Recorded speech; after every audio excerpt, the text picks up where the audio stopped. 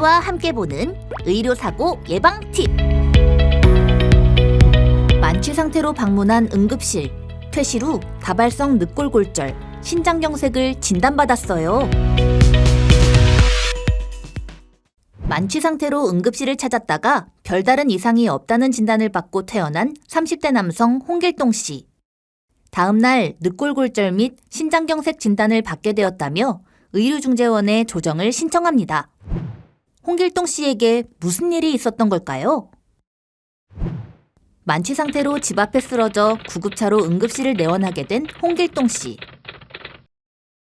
이마 열상 드레싱 치료를 받은 후 두부 및 뇌 CT 검사를 받았지만 특별한 이상이 없다는 설명을 들었는데요. 몇 시간 뒤 술이 깨고 의식이 호전된 홍길동 씨는 전신 쇠약감을 호소합니다. 의료진은 홍길동 씨에게 추가 검사를 권했지만 이를 거부하고 퇴원하게 됩니다. 그날 저녁, 객혈과 등 쪽 통증을 호소하며 구급차로 다른 상급병원을 내원하게 된 홍길동 씨. 검사 결과 다발성 늑골골절, 신장경색, 기흉 등을 진단받아 중환자실에 입원하여 약 1개월간 치료받게 됩니다. 홍길동 씨는 외상 후 응급실로 이송되었으나 이상이 없다는 진단을 받고 강제 퇴원했는데 증세가 악화되어 타 병원에서 다발성 늑골골절, 혈기흉, 신장경색 진단을 받았다고 주장했고 병원 측은 뇌 CT 결과 뇌출혈은 없었으며 환자가 느끼는 다른 불편감에 대한 추가 검사의 필요성을 설명했으나 환자가 검사를 원하지 않아 진행이 불가능했고 주치 상태로 진료에 비협조적이었다고 주장했습니다. 의료중재원은 의료기관에서 홍길동 씨의 두부 및 뇌 CT 결과 뇌출혈이나 손상이 없어 퇴원시켰지만 응급실 진료의 기본 검사인 흉부 방사선 촬영 및 소변 검사가 이루어지지 않았고 환자에 대한 신체 진찰 소견이 의무 기록지에 기록되지 않은 점은 부적절하다고 판단했습니다.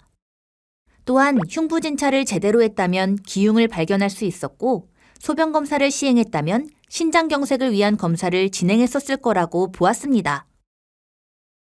환자가 의식을 차렸음에도 추가 검사의 필요성에 대한 의료진의 설명과 노력이 부족했고 응급실에서 기본적인 검사를 하지 않았고 환자의 불편감 호소에도 퇴원 조치를 시행한 것은 적절치 않았던 것으로 보았습니다.